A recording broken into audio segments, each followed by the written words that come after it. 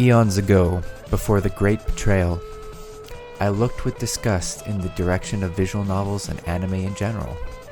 Fucking weebs, I thought to myself. My innocence during this time was certainly respectable, but it wouldn't last, all because I made the classic mistake of downloading some random free VNs off of Steam. The first of which being Mo Era.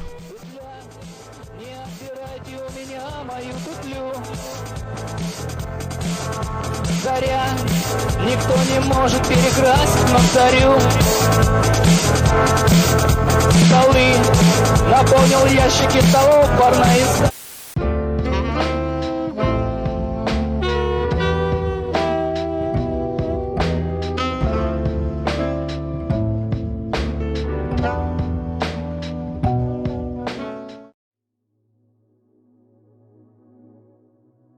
Initially, this game caught my eye because its visuals reminded me a lot of Doki Literature Club.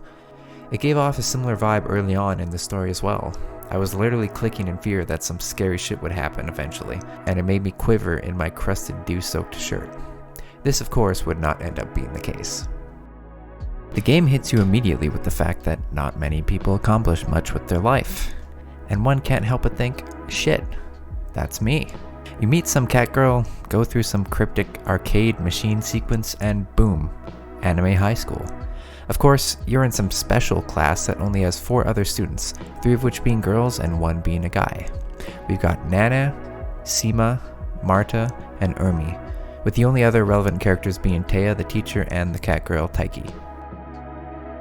I went for Seema first, as I'm into the classy girls with a figure like that of Yuri's, and somewhere along the line I fucked it up and she abandoned our date to hang out with her childhood friend Chad.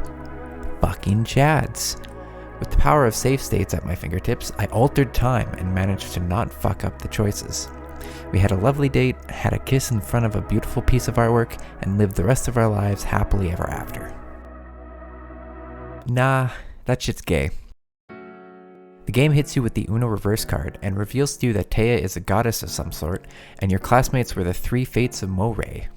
Nana basically knows the future, Seema decides how much lifetime each person gets, and Marta is in charge of death. Remember Urmi? He ain't shit. The game then takes you down each girl's route, and each of them try to teach us something important about life. Cherish the time you got, work hard, see how much you can accomplish in only a year. It's cute. I think it pushes this stuff a little hard at the end though, and the audience that picks this game up, that being weebs who read free visual novels on Steam, likely won't take to this message. But oh well. Urmi was certainly an interesting one though, and I was actually rather worried about him for my first playthrough. It's rather obvious that he has depression, and when you go down each of the girls' routes, he is essentially ignored, barring the fact that you can play his computer game that is weird as shit and essentially based off of our classmates. I thought he was actually going to end up killing himself somewhere along the line, but luckily that doesn't happen. Alternatively, you can choose to be indifferent to some of the choices throughout the game and go down his route where he basically admits his depression and you chill with him. Bros before hoes.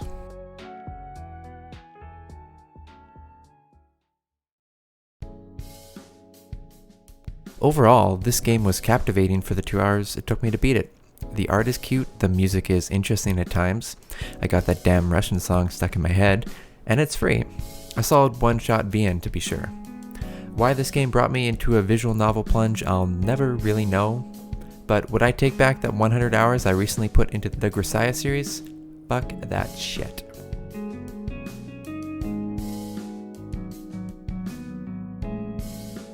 Next week I'll look at Everlasting Summer, a VN made by Russian developers that is also free on Steam.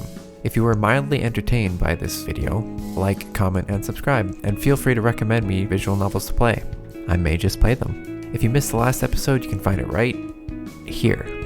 Peace, my dudes.